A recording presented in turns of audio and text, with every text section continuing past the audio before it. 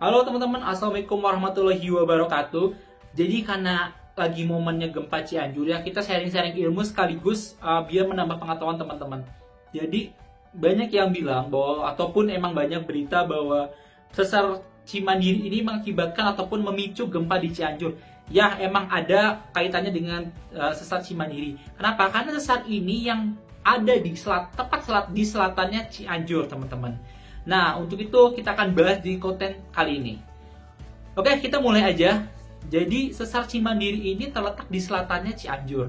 Nah, sebelumnya gue di sini pakai bahan dari paper ya. Jadi kalian bisa lihat paper ini. Kenapa? Karena kalau kita berdiri paper lebih pas. Kenapa? Karena biar orang-orang ini nggak asal ngomong lah, bisa kita lihat dari penelitiannya orang. Karena penelitian itu nggak macam-macam ya. Oke, jadi sesar adalah suatu patahan yang telah mengalami pergerakan. Jadi kita contoh kayak gini ya. Ini adalah suatu lempeng ataupun suatu tanah, suatu massa batuan.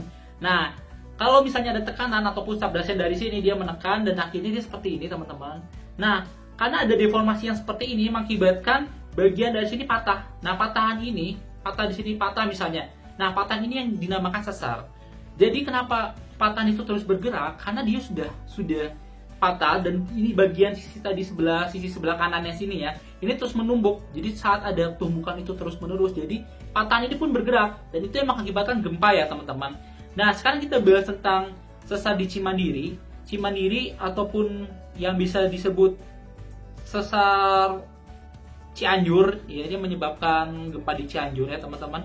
Dia terletak dari Raja Mandala Hill, lalu Sukabumi dan juga Pelabuhan Ratu. Jadi panjangnya sampai sana dan nanti percabangannya akan bertemu dengan sesar Baribis yang di area selatan Jakarta, teman-teman. Nah, ini emang kalau misalnya kita lihat di Google Earth itu emang nggak bisa langsung kita tentukan. Maka itu kita harus menggunakan paper karena orang-orang yang sudah menulis paper ini ataupun research ini sudah lihat dengan kasar mata ataupun secara langsung ke lokasi tersebut bahwa emang adanya retakan ataupun bidang sesarnya, teman-teman.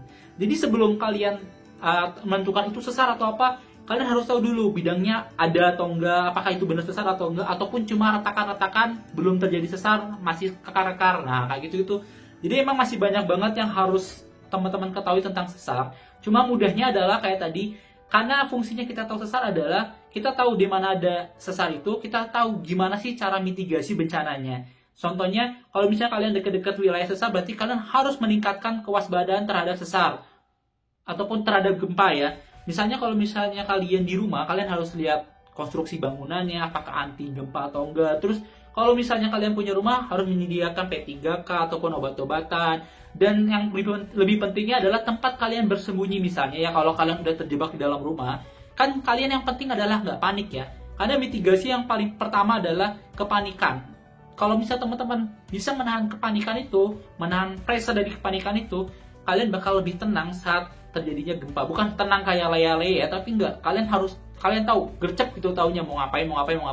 Karena kebanyakan begitu ada gempa, mereka bingung mau ngapain dan akhirnya innalillahi terkena runtuhan ataupun tertimpa. Nah, semoga kalau misalnya teman-teman lebih aware terhadap gempa bumi, jadi teman-teman lebih sigap lagi dari mana ada pos, terus ada pra dan juga ada pas lagi gempanya gitu ya, teman-teman. Jadi udah disiapkan sama teman-teman secara detail gimana cara untuk mitigasi bencana alam.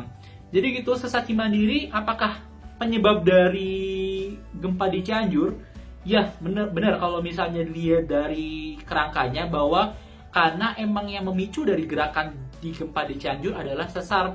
Nah, sesar itu ada di selatannya Cianjur dan tepat di selatan Cianjur gitu. Jadi teman-teman, jadi emang pengaruh pergerakan kemarin di Cianjur adalah sesar Cimandiri dan itu sudah terkonfirmasi oleh BMKG ya.